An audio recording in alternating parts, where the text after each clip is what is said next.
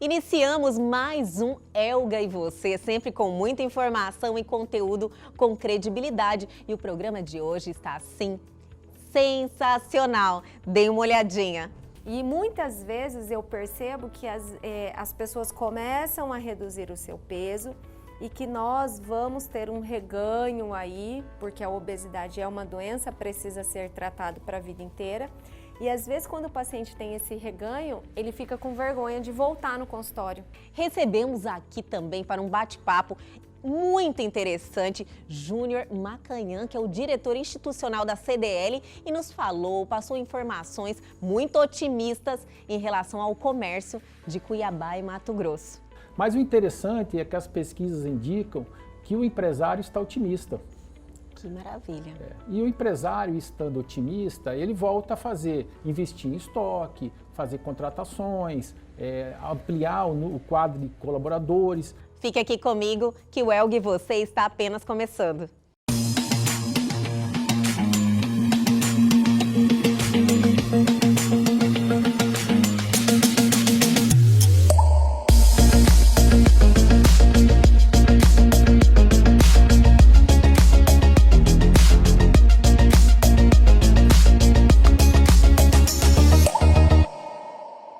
E hoje é quinta-feira e toda quinta-feira no Elga e Você nós temos esse quadro que é especial porque podemos falar de pessoas que registraram a sua história, que fizeram acontecer aqui na nossa Cuiabá e no nosso estado. Chegou a hora do nosso quadro Personalidades daqui. No Personalidades daqui de hoje, Vanessa da Mata.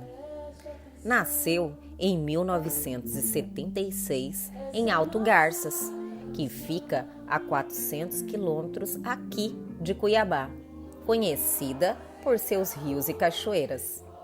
Autodidata, ouviu de tudo na infância, de Luiz Gonzaga a Tom Jobim, de Milton Nascimento a Orlando Silva. Ouviu também diferentes ritmos regionais. É hoje a cantora mato-grossense de maior prestígio e sucesso nacional. Em 1997, compôs com Chico César a música A Força que Nunca Seca. Essa música foi gravada por Maria Bethânia em 1999 e concorreu ao Grammy Latino. Desde então, ganhou o nome nacional. Em 2002, lançou seu primeiro CD e logo emplacou vários sucessos, como Nossa Canção, que foi trilha sonora da novela Celebridade, e Onde Ir, trilha da novela Esperança. O seu terceiro disco, Sim, foi lançado em 2007 e gravado entre Jamaica e o Brasil. Este disco conta com participações de ícones da música internacional. E Vanessa da Mata ainda vai trazer muito encanto e orgulho para nós, mato-grossenses.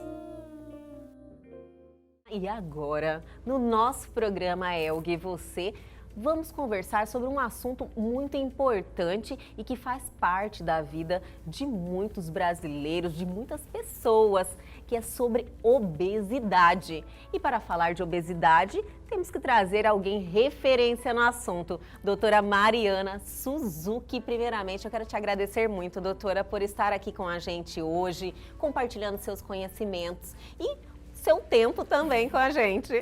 Obrigada, eu que agradeço, é um prazer imenso estar aqui sempre com vocês. Ai, a gente que agradece. Doutora, obesidade é algo que faz parte da vida de muita gente. Tem pessoas que passam uma vida inteira convivendo com esse problema e tentando sair desse problema também, né? E agora deve ter intensificado um pouquinho essa questão nesse momento que a gente está vivendo, né? Na pandemia, né? Na verdade, o que muitas pessoas têm que aprender um pouco mais sobre a obesidade é que ela é uma doença, né? A gente fala que isso não é um estigma, né? Assim, ninguém é obeso porque quer.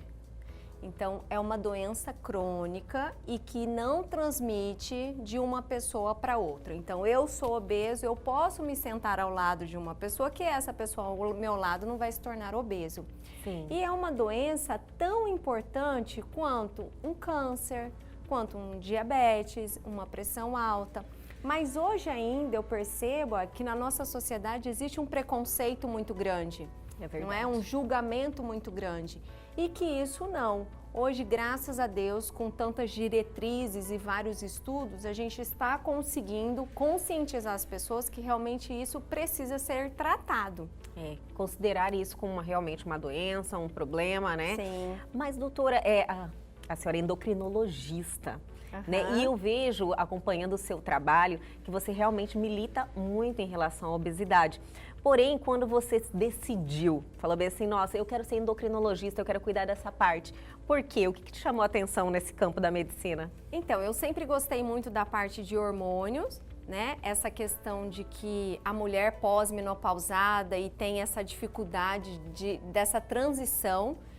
E eu lembro que na minha época, muitas pessoas, quando nós tivemos alguns problemas em relação à minha mãe, que todo mundo falava assim, mas ela não pode usar o hormônio porque tem risco de desenvolver algum tipo de câncer, né? Sim. E aí foi quando eu comecei a ir atrás disso, realmente, só que na época das nossas mães, é muito diferente hoje da nossa época. Hoje, se a gente pega uma mulher de 50 anos, ela tá muito bem. Com ela certeza. Tá aí... Hoje é com as de 30 de antigamente, né? Sim, né? Então, em relação à relação sexual, a parte da libido, ela tá muito ativa ainda. Sim. E aí foi nessa área que realmente eu me deslumbrei.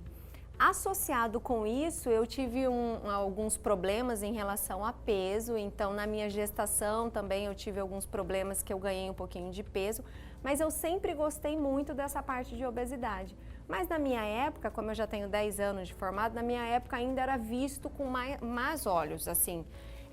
O obeso é só fechar a boca e fazer uma dieta que ele vai perder peso. Isso é verdade. Não, é falta de vergonha na cara, não é isso, doutora? Bastante. Era não é? assim, nossa, é falta de vergonha na cara, Sim. se fechar a boca, Sim, né? ele consegue. Ele consegue. Não é? E ainda hoje a gente vê isso. Então, por exemplo, é engraçado que o paciente diabético, a gente fica com pena dele, né? Então, mas ele nunca mais vai poder comer um doce. Sim. E se o paciente que tem obesidade, se ele vai lá e se ele come um pouquinho mais, olha lá, viu? Por isso que tá gordo. Por isso. É essa uma Então, verdade. existe um julgamento muito grande em cima dessas pessoas. E aí foi diante dessa revolta aí muito grande, foi quando eu comecei a me aprofundar muito. E aí a gente começou a trazer as tecnologias para que possa potencializar, então, claro que, sem dúvida, o paciente precisa de uma reeducação alimentar associado com uma atividade física, mas que muitas vezes a medicina evoluiu e que trouxe muita tecnologia. Isso é uma maravilha. Para que a gente possa potencializar. Associando, né, essas técnicas. Dá um up, né? E também tem uma questão psicológica também que deve entrar bastante, Sim. né, doutora? Que eu acredito que deve ser um dos pilares. Né? Na verdade, existe um comportamento por trás da obesidade muito grande, né? Isso a gente percebe muito quando, por exemplo, o paciente que fez uma cirurgia bariátrica e ele está tendo um reganho de peso.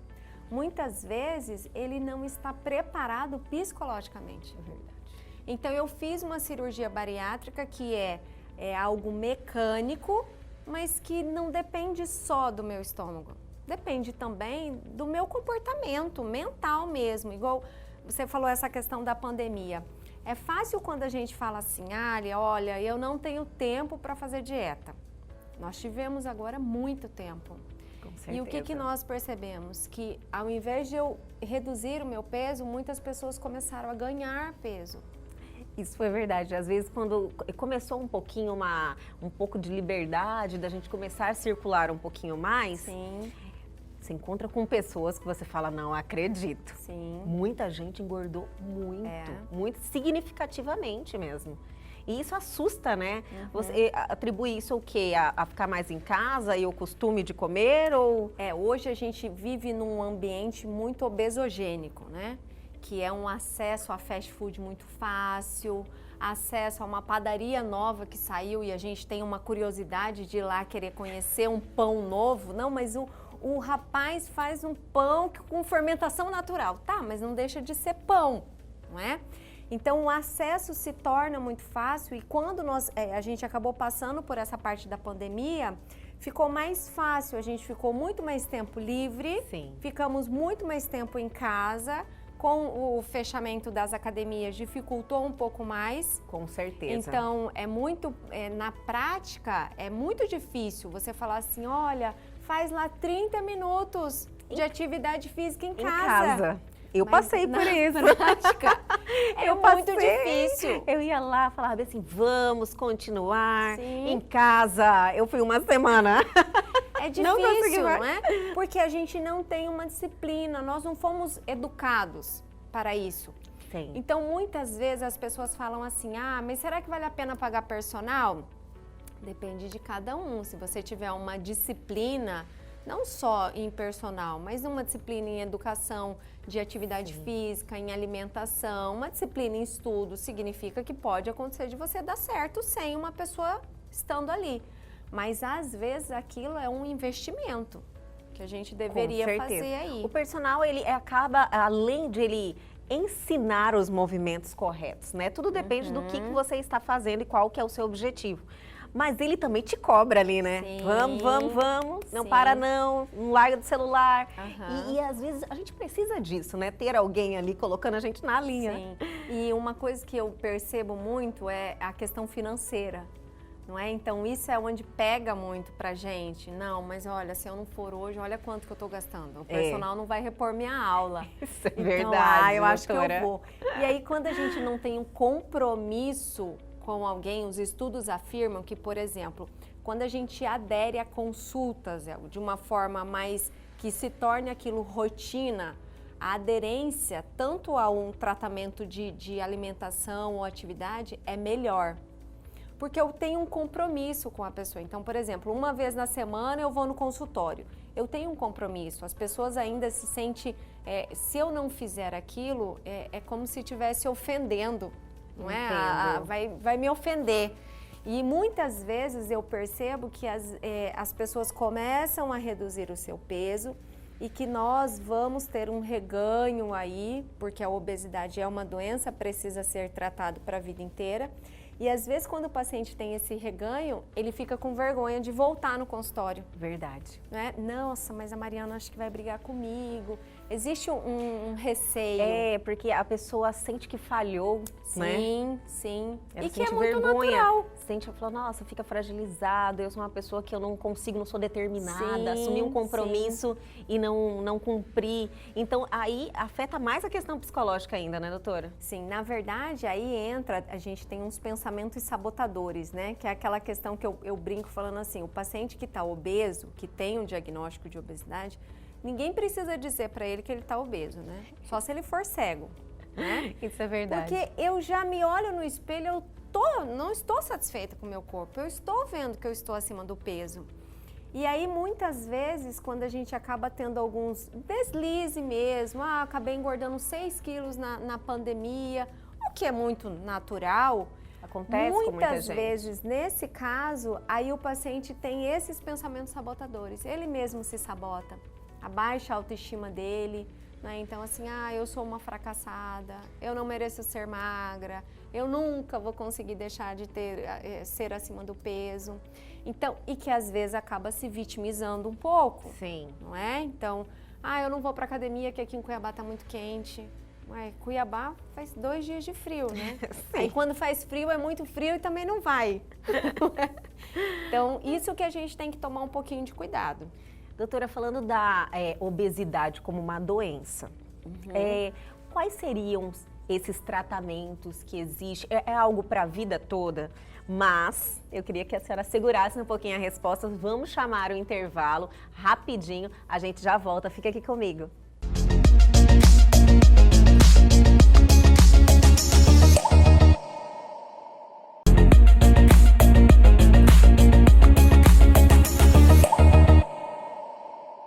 Estamos de volta e hoje estamos recebendo ela, a doutora Mariana Suzuki, falando de um assunto assim realmente importante e quebrando alguns paradigmas em relação à obesidade, né? Que todo esse preconceito, né, doutora? Então, assim, olhar a obesidade como doença, entender a obesidade vai ajudar muita gente nessa caminhada e nessa luta contra esse mal. Com certeza, com certeza. E o que tem, assim, de algum recurso para as pessoas entenderem a obesidade como doença? Então, hoje, na verdade, a gente acaba dizendo quais são as complicações da obesidade, né? Entendi. Então, claro que existe por trás disso uma baixa autoestima, a parte da estética, de não gostar, de não estar conseguindo usar uma roupa porque o meu culote está um pouco mais elevado. Mas, além de tudo isso, existe associado com isso problemas de doença, como diabetes do tipo 2, hipertensão. O paciente que é obeso pode ter uma síndrome metabólica, que são vários sinais, quando eu tenho um aumento de gordura abdominal. Sim. Algo que eu percebo muito no obeso também é o que são aquelas manchas escuras que a gente vê às vezes até em pessoas negras, mas que faz uma diferença Como de se cor. fosse um melasma. Como se fosse uma sujeira, sabe? Você olha assim. Então, aquilo ali é o corpo nos alertando que, olha, tome cuidado, senão lá na frente você pode ter um tipo de diabetes do tipo 2. Nossa. E hoje, assim, graças a Deus, ainda a gente tem uma quantidade de medicamentos muito pouco, mas hoje ainda existe protocolos com tratamentos medicamentosos, atividades físicas, planejamento alimentar. Mas hoje, graças a Deus, a gente inclusive tem até uma medicação há pouco tempo que saiu que a gente pode usar em crianças maiores que 10 anos, que antes a gente não tinha esse respaldo. E por que isso? Porque hoje a gente também percebe que até as nossas crianças estão vindo aí com aumento de peso já desde criança e significa que pode ser que lá no futuro ela vá ter umas consequências. A probabilidade é enorme, né? Sim. Principalmente se ela já vem de uma família obesa também, né, doutora? Sim, Os estudos afirmam que, por exemplo, se eu tenho o pai ou a mãe obeso, um dos dois, o meu bebê pode ter 75% de se tornar obeso. E é muito alto. Muito alto. E aí, se eu tenho os dois obesos, meu filho tem 100%. Então, nesse caso, existe a possibilidade da gente mudar o meio que ele vive, já que a genética vem muito alto. Mas se eu conseguir mudar esse meio obesogênico, eu posso tentar diminuir essa possibilidade, né? E hoje, eu conheço o seu trabalho, né, a doutora Mariana Suzuki, passa muita informação no Instagram também, né, doutora? Está aí sempre fornecendo, esclarecendo sobre todos esses maus em relação à obesidade e N outros maus que atingem aí muita gente. Então, isso aí, parabéns pelo trabalho, inclusive, porque as pessoas precisam de informação e é isso que a gente busca aqui. Mas você também tem uns projetos que engloba vários pilares para a pessoa ingressar e realmente mudar completamente, né? Porque você fala, não é só você chegar, fazer um exercício ou usar um remédio, mas existe fatores que você, como é que eu posso falar? Você incluindo isso na sua vida, então a chance de êxito é muito maior. E você tem uns projetos assim que eu acho muito interessante.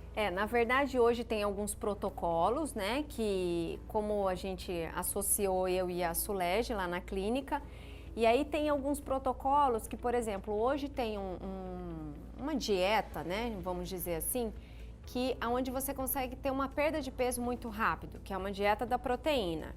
Então, é uma dieta da proteína que vem com muito estudo, com muita ciência, por isso existe um médico por trás disso e uma nutricionista também. E aí é onde você faz um planejamento alimentar e você consegue reduzir de forma muito rápida. Então, eu já me interessei. Vamos supor assim. Eu me interessei e já quero saber. Sim, aonde a gente usa muito, por exemplo, para noivas, ou então eu quero 3 quilinhos que eu vou... E às vezes as pessoas me perguntam assim, mas isso é bom para a saúde, reduzir tão rápido? Antigamente os estudos falavam que não. Hoje, quanto mais rápido a gente conseguir o peso, a perda de peso, melhor. A nossa grande preocupação é em relação ao reganho desse peso. E aí, pensando nesse reganho, hoje a gente investiu muito em tecnologias corporais para que eu possa, então, driblar o meu metabolismo, que muitas vezes alguns obesos, nem todos os obesos, vão ter um metabolismo lento. Como também não só um paciente obeso, um paciente idoso, uma mulher pós-menopausada pode ter um metabolismo lento. E através de tecnologias corporais a gente consegue potencializar isso, associado com algumas dietas que eu consigo potencializar. Essas dietas, assim, que tem uma perda, tipo, toda vez que você fala perder peso rápido, todo mundo já fala, não, isso aí não vai dar certo. Sim. Porque isso aí eu tipo, vou voltar a ganhar, isso, né? já eu vou dobrar de peso. Como seria essa dieta da proteína? Isso é algo que eu escuto muito e às vezes as pessoas até acabam confundindo. Por exemplo, eu fiz o uso de uma medicação, quando eu parei eu voltei a engordar. Isso. Às vezes até dobrei o peso. Isso. O que acontece é que as pessoas precisam se conscientizar é que tudo que você faz e você para com aquilo e volta na sua rotina de antes, você vai voltar a ganhar. Então, uma coisa que eu fico brincando com as mulheres é assim, você vai no salão toda semana. Se você deixar de pintar o cabelo, você vai ficar branco. Não tem como. Não tem como você manter uma unha bonita não indo no salão. Sim. A mesma coisa a obesidade. Não tem como você manter o seu peso perdido sem manter aquela rotina. Você precisa. Esse protocolo inclusive, que é bem famoso, que várias artistas fazem, um que fez muito sucesso, que foi o Luciano Camargo, a Sasha, a Patrícia Poeta, várias pessoas Todas passaram por essa... fizeram isso, que é um protocolo que é conhecido no mundo inteiro, inclusive, onde todos os médicos precisam falar a mesma língua. Então, são protocolos seguidos.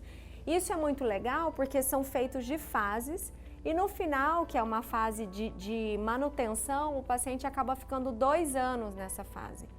Então, os estudos afirmam que por mais ou menos um período de 2 a 3 anos, se você manter o seu peso ali perdido, a possibilidade de você ter um reganho é muito menor. Vai diminuindo. Isso, justamente para que o paciente possa aprender a comer, né? Então, algo que eu sempre falo assim, nós não estamos falando em relação, às vezes as pessoas falam assim, mas eu quero ficar sarada. Não, eu não estou falando desse tipo de pessoas, eu estou falando do paciente que é obeso, que tem um diagnóstico de obesidade, é uma doença. Né? Então, para esse paciente é muito mais difícil ele manter do que aquela pessoa que quer 3 a 5 quilinhos. Que é outra situação totalmente diferente. É outra situação. Então, muitas vezes a gente até mesmo com um procedimento ou fazer uma dietinha para diminuir o consumo de bebida alcoólica, é claro que ela vai dar uma secada muito mais rápido, né? Tem alguns fatores que, tipo, já colocam você numa situação de maior normalidade. Esses 3 quilinhos vão embora rapidinho, né? Até você incluir uma atividade física. Incluir atividade física é algo que todo mundo quer emagrecer, mas também não faz, né? Se você já tem uma rotina de atividade física, você já consegue equilibrar o seu peso. Sim. Inclusive, os estudos falam aqui assim, quem faz você perder peso é a boca, né? A gente precisa fechar a boca e diminuir o meu consumo de calorias. Mas a atividade física, por que ela é tão importante? Porque é ela que vai manter o meu peso perdido. Além de todas as outras, né, fatores que favorecem, melhora o risco cardiovascular, melhora a sua resistência e na parte da estética, né? Se você reduzir um pouquinho mais, vai melhorar a quantidade de colágeno, flacidez, enrijecimento de músculo. Doutora, essas pessoas que malham para poder comer mais, isso é errado? Eu sou um pouco a favor, né? Então, assim... Tem muita gente que tá nessa, fala, olha, eu vou voltar a malhar, porque eu quero poder comer dar uma derrapadinha, uma jacada no final de semana. Então, isso são estilos eu falo que é assim, cada um tem o seu estilo de vida, né? Então, qual a dieta que funciona? A que você consegue fazer. Então, tem pessoas que são mais radicais, eu brinco falando que ela vai viajar para a Europa, para outro país, mas ela vai continuar comendo a batata doce dela com frango. Claro que o mérito é totalmente dela, por isso ela tem um corpo muito bonito. Mas tem algumas pessoas que eu só quero ficar bem numa roupa que eu possa escolher a roupa, não a roupa me escolher. Sim. E geralmente essas pessoas são aquelas pessoas que de segunda a sexta consegue fazer um planejamento um pouco mais tranquilo e sábado e domingo eu permito, né? Eu posso me permitir comer um bolo, tomar uma cerveja, tomar um vinho. Oh, meu Deus, essa Tá liberado. Tá liberado. Doutora, doutora Mariana Suzuki e doutora Sulege Suzuki estão lá à frente do Espaço Sulege, né? Suzuki. E vocês trabalham muito com essa questão de autoestima, da parte física, né? E tem uma N, tipo, setores lá, desde ginecologista, é um espaço muito amplo. E vocês também estão muito ligados à tecnologia, tudo que há de novo, de moderno, vocês estão lá nos congressos, estão sempre à frente. O que tem aí vindo em relação de aparelho? A senhora falou de um aparelho agora há pouco tempo em relação para ajudar nesse combate à obesidade. E também a manutenção do corpo depois, porque tem uma perda de peso acentuada, também traz uns outros malefícios, né, para a questão física. Lá a gente, na verdade, eu e a Sulege, a gente tenta trabalhar de uma forma multidisciplinar, né? E por isso a parte da ginecologia foi essa questão da estética íntima, que hoje ainda existe um tabu muito grande, né? Quando a gente fala assim, mas imagina, eu jamais vou mostrar minha pepeca, né? Que é algo tão íntimo. Sim. Mas que hoje a gente consegue, assim, dar uma autoestima para a mulher. E não só uma mulher jovem, mas uma mulher de 60, uma mulher de 70, que hoje está muito ativa, uma mulher, inclusive, ativa tanto na parte sexual. Sim. E aí, por isso, essa questão desse trabalho conjunto para ser algo multidisciplinar mesmo. E a nossa preocupação em relação à tecnologia é para que a gente possa, a partir do momento que a gente percebe que o paciente vai reduzindo o peso, a gente já entra com alguma tecnologia, por quê? Depois que eu perdi muito peso e que eu venho com um grau de flacidez muito grande, muitas vezes o paciente só tem a opção de fazer um tratamento cirúrgico e vir com uma cicatriz, e que às vezes, se ele fosse orientado desde o início, olha, vamos reduzindo e vamos estimular colágeno, olha que ele maravilha. Não teria essa passar dificuldade. Por essas cirurgias, né? Que a grande grande. maioria tem que passar. Sim, sim. E assim, a nossa principal novidade agora é uma tecnologia que a gente já trouxe, que foi a Mirra, que é a eletroestimulação. Ai, maravilhosa. Né, que é algo que trabalha com a parte muscular e que veio com a ideia de tratar pacientes obesos, pacientes sedentários, pacientes idosos, pacientes com doenças como fibromialgia, artrite reumatoide. E agora, então, chegou há muito pouco tempo no Brasil uma tecnologia que é muito semelhante à eletro, mas é como se ela fosse 10 vezes mais potente que a eletro. Olha, ela eu não conhecia. Ela veio para trabalhar o músculo. Então, essa é a vantagem. Por exemplo, são placas que a gente coloca em abdômen, parte interna de coxa, braço, que são locais difíceis da gente trabalhar. Sim. Igual, por exemplo, parte interna de coxa, a gente tem um exercício na academia, que é aquele abdutor e o adutor que a gente consegue fazer, mas as contrações musculares ali feitas são muito pequenas diante da proposta do aparelho. Então, o aparelho veio que são 30 minutos, a gente pode fazer até 2 vezes na semana e dá mais ou menos uma média de 20 mil contrações a cada 30 minutos. Nossa! Então, é muito bacana porque a gente pode trabalhar músculo. E aí, a nossa proposta não é só para o paciente que está reduzindo o peso, mas para um paciente, aquele paciente idoso, que está perdendo uma massa muscular, onde eu já posso vir trabalhar, evitando o risco de eu deixar esse paciente numa academia e ele evitar lesões. Sim. E mulher, que a gente vê que às vezes, eu falo assim, que nem todo mundo quer ter um estilo tão rígido de vida, né? Onde eu não possa comer nada, cada um tem o seu perfil.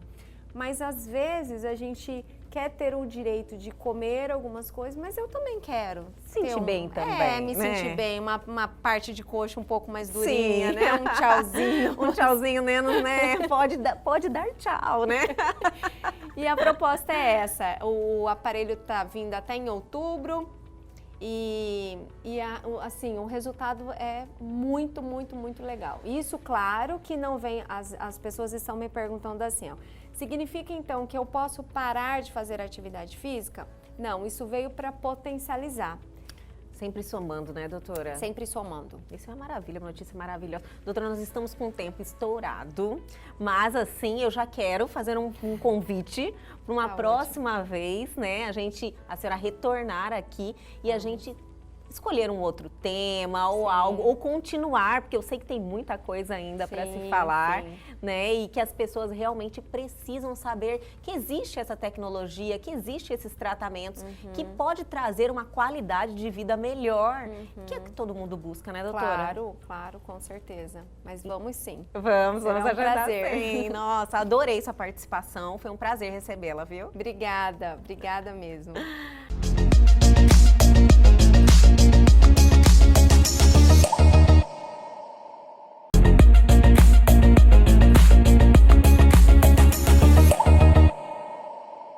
Estamos de volta e hoje no programa Elg e Você estamos recebendo o Júnior Macanhã, que ele é diretor institucional da CDL, que é a Câmara dos Dirigentes Lojistas. É isso aí, né, Júnior? Isso aí, Emma. É um prazer imenso te receber aqui hoje, para você estar aí compartilhando essa informação tão importante que está todo mundo curioso para saber sobre o comércio, né, diante de todo esse cenário que a gente está vivendo.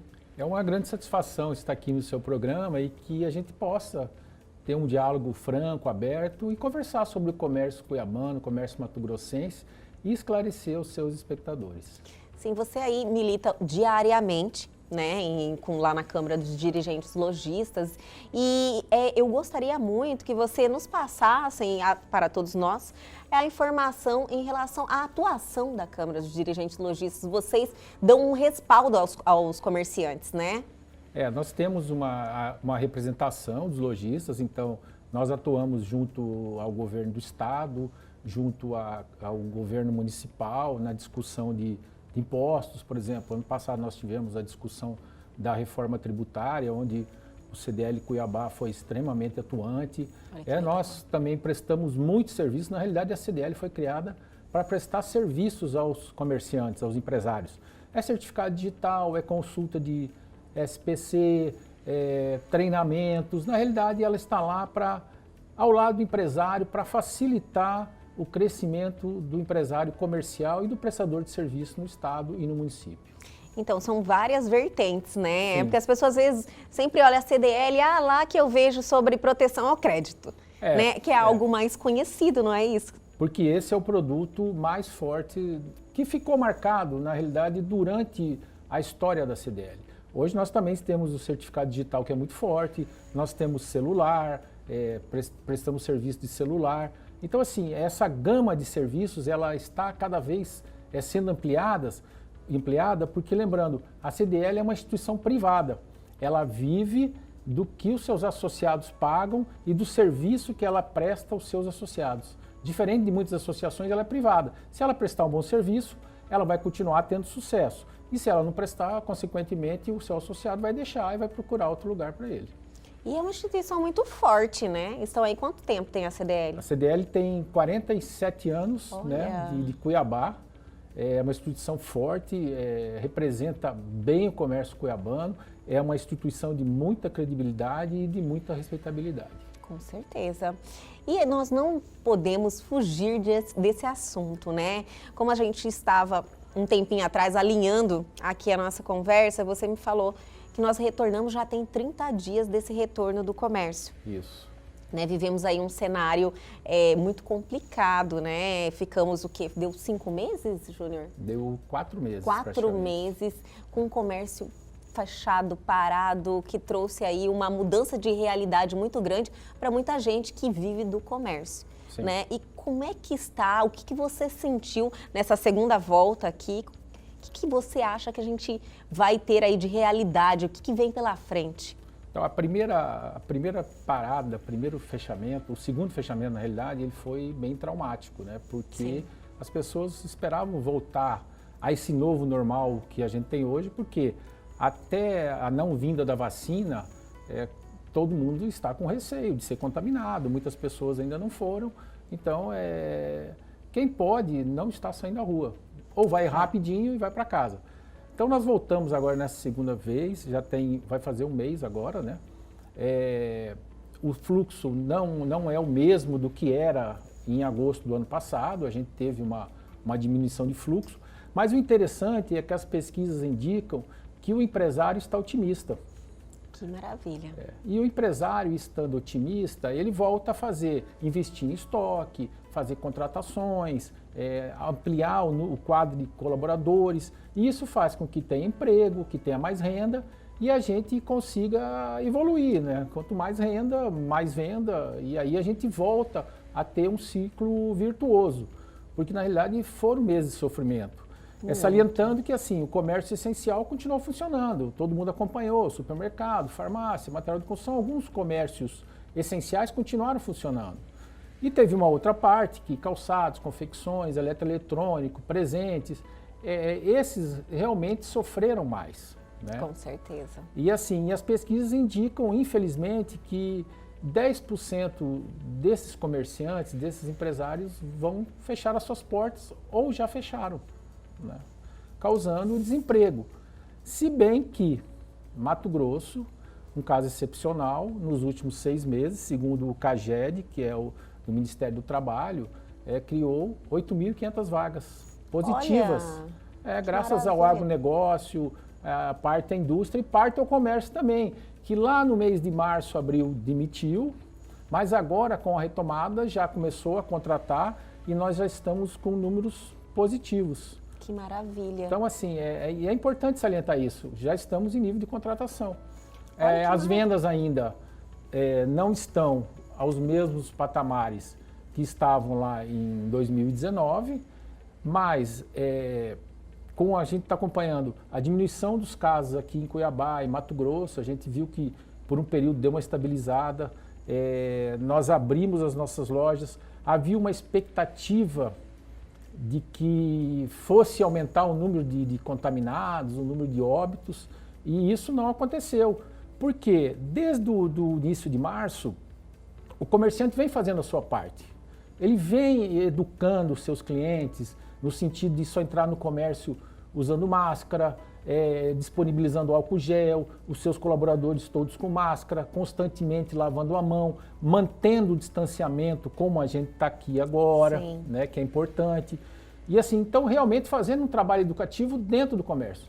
E o comerciante, o empresário e os seus colaboradores pegaram isso muito rapidamente. Então a gente percebe nesse mês que abriu que muita gente ficou com aquela coisa, mas se abrir o comércio vai todo mundo se infectar. E isso aí foi desmistificado por esse mês aberto, porque a gente vê que o número de casos em Cuiabá e Várzea Grande, que foram os comércios que ficaram fechados, tem diminuído, não se alastrou como era esperado. Então assim, por quê? Porque o comerciante fez sua parte e principalmente a gente observa que as pessoas também estão fazendo sua parte. Né? No início a gente observava assim, de cada 10, 3 usavam máscaras. E isso foi crescendo e hoje praticamente a gente não vê pessoas sem máscara na rua. Vira um hábito, né? Porque assim, é muito importante você fazer a sua parte para você se cuidar e para você proteger o outro, né? Porque muitas vezes a gente não sabe, eu posso ser assintomático e estar infectando outra pessoa. Então é muito importante que cada um faça a sua parte, se cuide e cuide também ao outro, né? Tem que olhar quem está à nossa volta. Mas, Júnior, então, na realidade, talvez não queremos achar culpados, nem julgar ninguém, nem apontar dedo para ninguém, porque todo mundo estava muito assustado e tentando fazer o melhor, nisso que eu acredito. Porém, o comércio em si, ele sofreu muito, talvez desnecessariamente? Isso é uma coisa que a gente vai ter daqui a um tempo, a hora que as pesquisas apontarem, né? Porque assim, é uma doença nova e que a gente vem aprendendo todo dia. Por exemplo, a Suécia não fez lockdown. Não fez, teve um número grande de infectados, a atividade econômica baixou também, porque as pessoas ficam com medo de se infectar, não sair na rua. A Inglaterra não fez lockdown no início, mas depois teve que fazer. Aqui no Brasil nós fizemos assim um semi-lockdown na realidade, né? Com certeza, aquilo não foi lockdown. Não foi lockdown. Na realidade a gente fez um semi-lockdown. Então assim, mais para frente, quando os cientistas, os estudiosos fizerem suas teorias, suas teses, que na realidade nós vamos saber o que foi feito de certo, o que foi feito de errado. É porque você vê que nem a OMS sabe, né? Uma hora ela dá uma recomendação, depois ela Isso dá é uma outra. verdade. Você né? ouve tudo, né? Então, na realidade, assim, como a gente não sabe, a gente está aprendendo, o melhor que cada um tem que fazer é se cuidar, né? Com certeza. E pode frequentar o comércio cuiabano, porque o comércio cuiabano realmente se preparou, distribuição de cartilhas para os lojistas, para os colaboradores, sabe? Tudo que a gente podia fazer, que estava ao nosso alcance, campanhas educacionais, tudo isso foi feito e o cuiabano que tem ido ao comércio tem visto que realmente tem essa preocupação com segurança, porque na realidade o que a gente busca é o bem-estar do nosso cliente. Né? Com certeza. Olhando toda a situação agora, poderia ter sido investido mais nessa educação, né? Intensificado, inclusive fiscalização também, né, do comércio, do que deixar 4 meses fechado.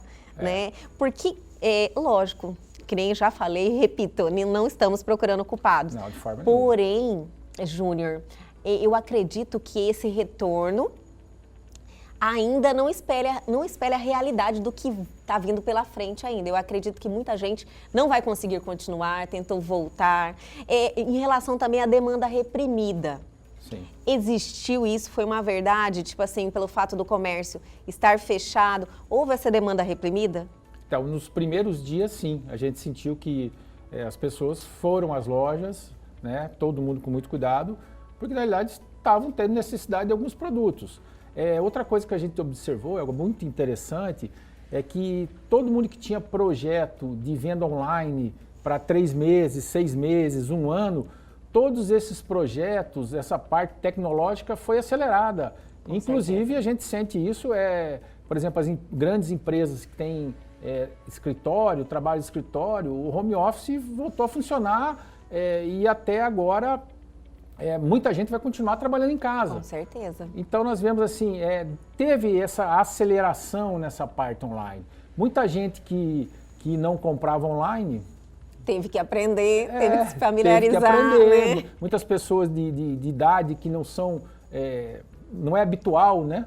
Não faz parte, Não né, faz parte do dia a dia. mundo dele, né? Veio Isso, uma geração agora. Uma geração para frente, eles aprenderam a comprar e estão consumindo. Então, assim, houve essa revolução realmente no online, houve essa aceleração no online.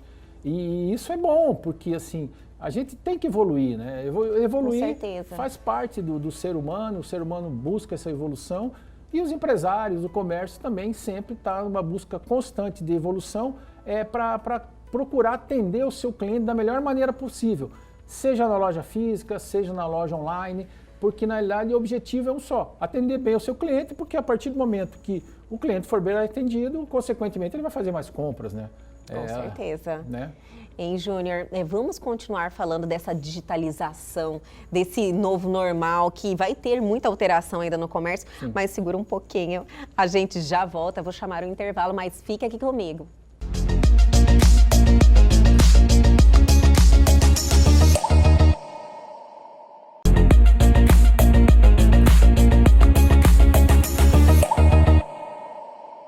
Estamos de volta e estamos recebendo hoje Júnior Macanhã, que é o diretor institucional do CDL e está aqui compartilhando informações assim muito pertinentes, porque é bom a gente orientar as pessoas em relação ao comércio que foi tão vitimizado e se há segurança a gente precisa fomentar isso, né, Júnior? Com certeza, todo mundo fazendo sua parte, todo mundo se cuidando. Eu estava falando aqui no intervalo para você, por exemplo, que o Shopping Center, via Abrace, que é a Associação Brasileira do Shopping Center, o estudo técnico de monitoramento de cuidados foi feito pelo Hospital Sírio-Libanês, que é um hospital de reconhecimento internacional. Então, toda a técnica, tudo que está sendo feito dentro dos shoppings aqui em Cuiabá e Várzea Grande e no Brasil, foi feito via convênio Abrace Sírio-Libanês. Então, tudo procurando transmitir e tentando dar a maior segurança possível para o consumidor também se sentir à vontade. Lembrando que hoje ainda está vigorando um decreto que proíbe as provas de roupa nas lojas, né? Então, isso é complicado. E você me falou que você trabalha nesse segmento, né, trabalho nesse Júnior? segmento. E realmente, sem a prova de roupa é bastante complicado, porque aí a gente está facilitando a troca, né? A pessoa leva, depois vem trocar. Porque não é algo que é obrigatório às lojas, né? Não é obrigatório. Pelo Código de Defesa do Consumidor. Não é obrigatória a troca. Então, é um acordo que você tem com o seu cliente. Acordo de cavalheiro no momento da compra, porque a gente está vivendo um momento de exceção e nós temos que entender também o lado do cliente. Então, assim, prova em casa, volta, se não serviu, troca, procura. Na realidade, a gente procura atender o cliente da melhor maneira possível para satisfazê-lo. Sempre foi assim, mas agora está tendo um plus, digamos, nessa relação, né? De certa forma, você que é atuante aí no comércio, né, entendendo as relações, de todo mal existe algo bom. Sim. Né? Porque, querendo ou não querendo, o consumidor hoje é olhado de uma forma diferente, né? Sim. Você conseguir criar uma conexão, atender melhor esse cliente, então isso vai ser algo positivo que ficou da pandemia, né? Sim, aquilo que eu falei antes, muitas empresas entraram para os canais digitais, né? E a partir de agora, cada vez mais, nós vamos conviver digital com a loja física. O digital não vai acabar com a loja física, até porque as pessoas têm necessidade de socializar. As confecções no Brasil, infelizmente, elas não são padronizadas. Então, por exemplo, o tamanho P da marca A é diferente do tamanho P da marca B. Isso aí o consumidor sente quando faz suas compras, né? Ah, eu só vou naquela loja porque lá me serve o P, né? Normalmente é assim, né? Né? Mulher, né? Eu visto o P, eu só vou naquela marca porque é P. Isso. Júlio. Então, assim, tem essa falta de padronização e as pessoas têm essa necessidade de socializar, de ir à loja, de conversar com as amigas, de ter o seu vendedor, né? Quantas pessoas têm o seu vendedor especial, né? Que já atende há muitos anos, que já conhece o gosto. Então, assim, o digital com o físico, eles vão conviver juntos, um complementando o outro.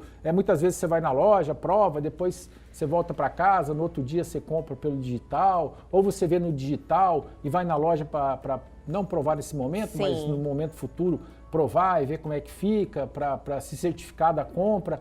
E essa convivência vai ser assim, pacífica, porque quem quiser sobreviver no comércio daqui para frente vai precisar ter esses canais de interação com os clientes, até porque o cliente hoje, ele está, assim, o que a gente sente nas lojas é que muitas vezes o cliente, inclusive, já chega até mais bem informado que o vendedor. É verdade. Né? Ele vai comprar uma camisa, ele vai comprar uma televisão, ele vai comprar um eletroeletrônico, um celular, ele chega e dá uma aula pro...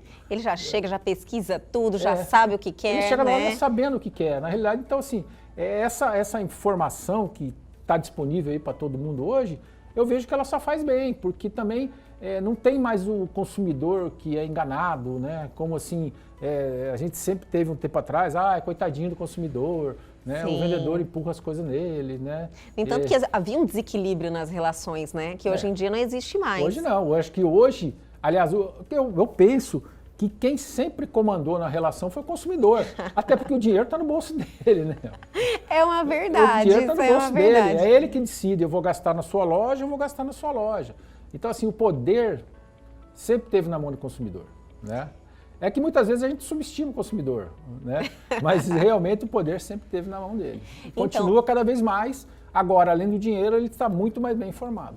Bom você falar isso, porque muitas pessoas acreditavam, né, que a questão das lojas físicas, acreditavam que iriam existir apenas pontos de retirada, que o comércio iria sofrer assim demais, não iria, viveríamos uma nova realidade. Mas eu também acredito nesse posicionamento de que nós somos seres sociáveis e que gostamos dessa interação, gostamos de ir lá ver as coisas. Então, assim, por mais que há uma tendência digital e que é interessante também, lógico, né, muito interessante, que traz coisas boas também, mas isso aí não vai matar o comércio físico, né? Não, porque um é complementar ao outro, né? Na realidade, assim, você pode fazer pelo digital, como você falou, retirar na loja, você pode comprar um produto numa loja de São Paulo e ela tem uma filial aqui, você retirar na loja aqui. Os shopping centers já estão se preparando para fazer essas vendas digital e ter um ponto de retirada dentro do shopping. Então, assim, é uma evolução constante e que é importante o empresário que está me assistindo, ele participar dessa evolução, procurar aí Senac, Sebrae, se atualizar no sentido de vir a participar também desse momento digital que a gente está vivendo. Você falou algo muito importante, que é bom a gente até dar uma enfatizada. Existe já cursos, pessoas especialistas, lógico, que dão essa orientação para os comerciantes de como agir nesse momento atual?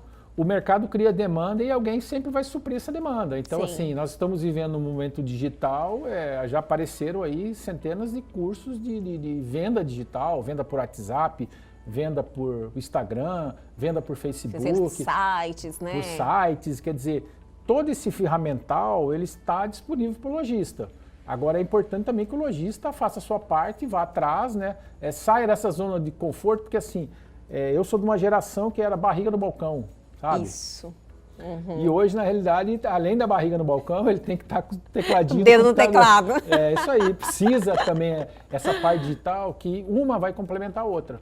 E ele não pode ficar de fora dessa, porque senão ele vai sucumbir, né? Isso aí é uma questão, assim, realmente uma realidade. É incrível a quantidade de pessoas. E às vezes você está conversando numa conversa informal e você vê empresas de 20, 30 anos que não tinham um site, não tinham um Instagram, não tinham um veículo, nada digital, né? Porque se acomodaram naquela situação, só sabem trabalhar ali, Sim. não é verdade? Eu não sei, você deve saber dos números assim reais, mas muita gente está ainda nessa situação. Sim, e o que chama atenção é assim, não é o maior que vai ganhar do menor.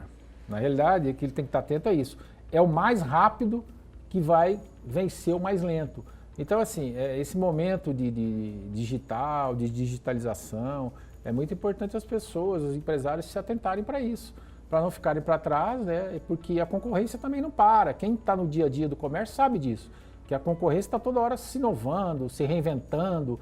E esse é um momento, talvez a pandemia, se a gente tirar uma coisa positiva dela, foi isso. Foi um momento de parar, apressar os processos tecnológicos que estavam sendo feitos dentro das empresas, tomar cuidado, cuidar de perto dos seus colaboradores, né, porque eles são de vital importância para o sucesso do negócio.